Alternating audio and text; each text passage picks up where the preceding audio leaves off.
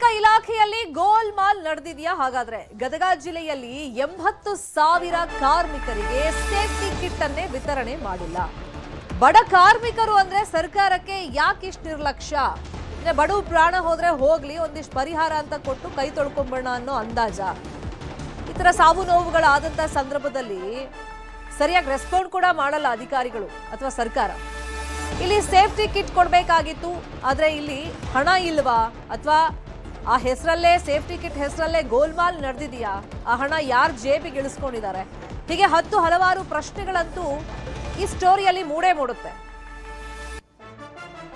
ಹಾಗಾದ್ರೆ ಗದಗ ಭಾಗದಲ್ಲಿ ಬಡ ಕಾರ್ಮಿಕರಿಗೆ ಸರ್ಕಾರ, ಅದರಲ್ಲೂ ಕಾರ್ಮಿಕ ಇಲಾಖೆ ಸೇಫ್ಟಿ ಕಿಟ್ ಅನ್ನ ಯಾಕೆ ವಿತರಣೆ ಮಾಡಿಲ್ಲ? ಇದರಿಂದ ಕಾರ್ಮಿಕರಿಗೆ ಆಗ್ತಿರುವಂತಹ ಸಮಸ್ಯೆಗಳೇನು? ಆ ಬಗ್ಗೆ ಒಂದು ವರದಿ ಇದೆ, ನೋಡೋಣ.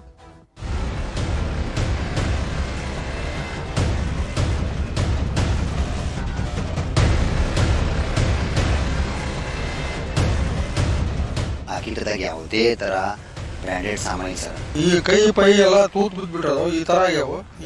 ಏನೇ ಹೆಲ್ಮೆಟ್ ಏನು ಅಷ್ಟೊಂದು ಯೂಸ್ ಆಗಲ್ಲ. ಜಾಕೆಟ್ ಏನು ಹಾಕೊಳಂಗಲ್ರಿ ನಾವು.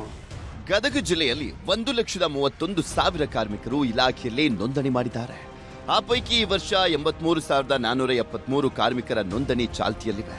2025-26ನೇ ಸಾಲಿನಲ್ಲಿ ಸರ್ಕಾರ ಗದಗ ಜಿಲ್ಲೆಗೆ ಕೇವಲ 3,471 ಸೇಫ್ಟಿ ಕಿಟ್ಗಳನ್ನು ಮಾತ್ರ ನೀಡಿದೆ.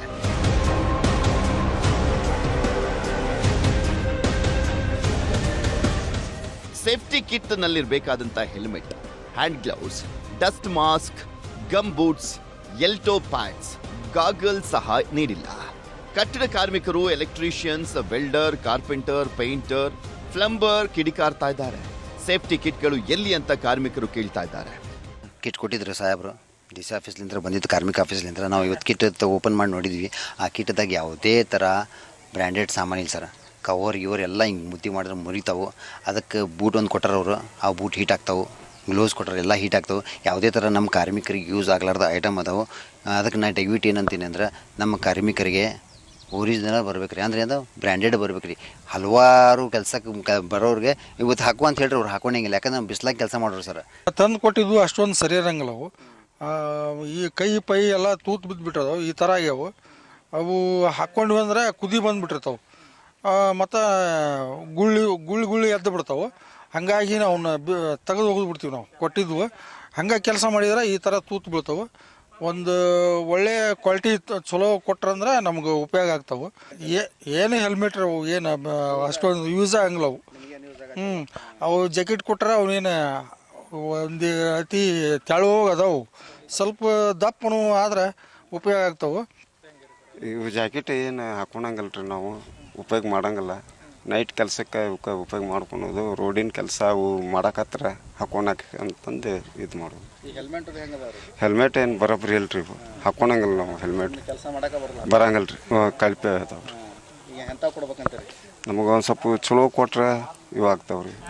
ಸೇಫ್ಟಿ ಕಿಟ್ಗಳು ಇನ್ನೂ ಸರ್ಕಾರದಿಂದ ಗದಗ ಜಿಲ್ಲೆಗೆ ಬಂದಿಲ್ಲ ಅಂತಾರೆ ಕಾರ್ಮಿಕ ಇಲಾಖೆ ಅಧಿಕಾರಿಗಳು.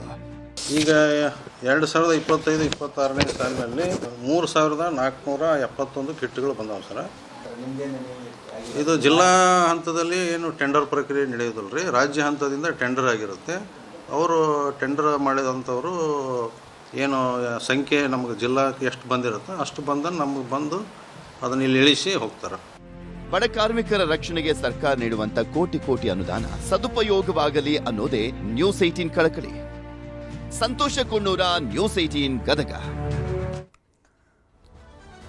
ವಿಚಾರವಾಗಿ ಇನ್ನಷ್ಟು ಡೀಟೇಲ್ ಆಗಿ ಇನ್ಫಾರ್ಮೇಶನ್ ಕೊಡ್ತಾ ಹೋಗೋದಕ್ಕೆ ನೇರ ಸಂಪರ್ಕದಲ್ಲಿ ಕನೆಕ್ಟ್ ಆಗಿದ್ದಾರೆ ನಮ್ಮ ರಿಪೋರ್ಟರ್ ಸಂತೋಷ್. ಈಗ ಗದಗ ಜಿಲ್ಲೆಯಲ್ಲಿ ಕಾರ್ಮಿಕ ಇಲಾಖೆ ಅಧಿಕಾರಿಗಳು ಕೇಳಿದ್ರೆ ಇನ್ನೂ ಸೇಫ್ಟಿ ಕಿಟ್ಗಳು ಬಂದಿಲ್ಲ ಅಂತ ಹೇಳ್ತಾರೆ. ವಿತರಣೆ ಆಗಿರುವಂತಹ ಸೇಫ್ಟಿ ಕಿಟ್ ನೋಡ್ತಾ ಇದೀವಿ, ಎಷ್ಟು ಮಟ್ಟಿಗೆ ಯೂಸಿಗೆ ಬರ್ತಾ ಇದೆ, ಅದನ್ನ ಹಾಕೊಳ್ಳುವಂತ ಪರಿಸ್ಥಿತಿಲೇ ಇಲ್ಲ ಅಂತ ಕಾರ್ಮಿಕರು ಹೇಳ್ತಾ ಇದ್ದಾರೆ. ಅಂದ್ರೆ ಬೇರೆ ಜಿಲ್ಲೆ ಕಂಪೇರ್ ಮಾಡಿದ್ರೆ ಇಲ್ಲೇನಾದ್ರೂ ಕಳಪೆ ಸೇಫ್ಟಿ ಕಿಟ್ ವಿತರಣೆ ಆಗಿದೆಯಾ?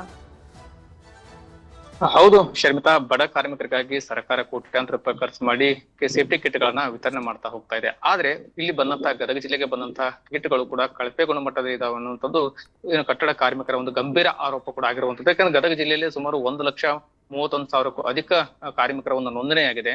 ಅದರಲ್ಲಿ ಕೂಡ ಚಾಲ್ತಿ ಇರತಕ್ಕಂಥವು 83,000ಕ್ಕೂ ಅಧಿಕ ಕಾರ್ಡ್ಗಳು ಕೂಡ ಚಾಲ್ತಿಯಲ್ಲಿದ್ದಾವೆ.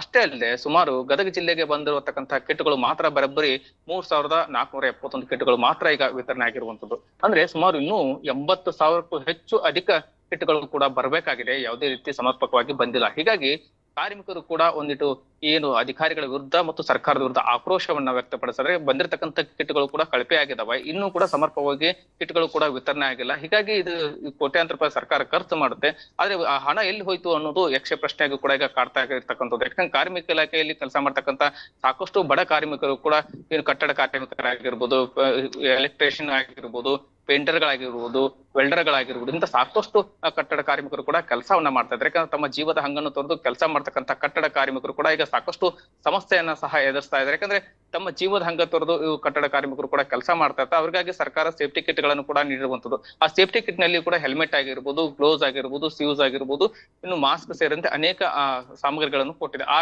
ಕೊಟ್ಟಿರ್ತಕ್ಕಂಥ ಸಾಮಗ್ರಿಗಳು ಕೂಡ ಕಳಪೆ ಗುಣಮಟ್ಟದಲ್ಲಿ ಕೂಡಿವೆ ಅನ್ನೋದು ಆ ಒಂದು ಕಟ್ಟಡ ಕಾರ್ಮಿಕರ ಗಂಭೀರ ಆರೋಪ ಆಗಿರುವಂತದ್ದು. ಯಾಕಂದ್ರೆ ಆ ಕಿಟ್ಗಳು ಕೂಡ ಸರಿಯಾಗಿಲ್ಲ, ಏನು ಕಂಪನಿಯಿಂದ ಕೂಡಿರಲ್ಲ, ಅವು ಕೂಡ ಕಳಪೆ ಗುಣಮಟ್ಟದಲ್ಲಿದ್ದಾವೆ. ಹೀಗಾಗಿ ಅವು ಕೂಡ ಉತ್ತಮ ಗುಣಮಟ್ಟದ ಒಂದು ಬ್ರಾಂಡೆಡ್ ಕಂಪನಿಯ ಕಿಟ್ ಗಳನ್ನು ಕೊಟ್ರೆ ನಮ್ಗೆ ಸಾಕಷ್ಟು ಅನುಕೂಲ ಆಗುತ್ತೆ ಅನ್ನುವಂಥದ್ದು ಆ ಒಂದು ಬಡ ಕಾರ್ಮಿಕರ ಒಂದು ಒತ್ತಾಯ ಕೂಡ ಆಗಿದೆ.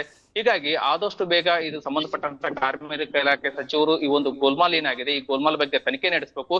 ಈ ಒಂದು ಕಟ್ಟಡ ಕಾರ್ಮಿಕರಾಗಿರ್ಬೋದು, ಕಾರ್ಮಿಕ ಇಲಾಖೆಯಿಂದ ಸಪ್ಲೈ ಆಗ್ತಕ್ಕಂತ ಏನು ಕಿಟ್ಗಳಿದೆ ಅವು ಕೂಡ ಉತ್ತಮ ಗುಣಮಟ್ಟದಲ್ಲಿ ಪೂರೈಕೆ ಆಗಬೇಕು ಅನ್ನುವಂತ ಒತ್ತಾಯ ಕೂಡ ಕೇಳಿ ಬರ್ತಾ ಇದೆ. ಶರ್ಮಿತಾ, ಸುದ್ದಿಯ ಫಾಲೋ ಅಪ್ ಮಾಡೋಣ. ಥ್ಯಾಂಕ್ ಯು ಸಂತೋಷ್, ಶಿಕ್ಷಣದ ಮಾಹಿತಿಯನ್ನು ಕೊಟ್ಟಿದ್ದಕ್ಕೆ. ಒಂದು ಬ್ರೇಕ್.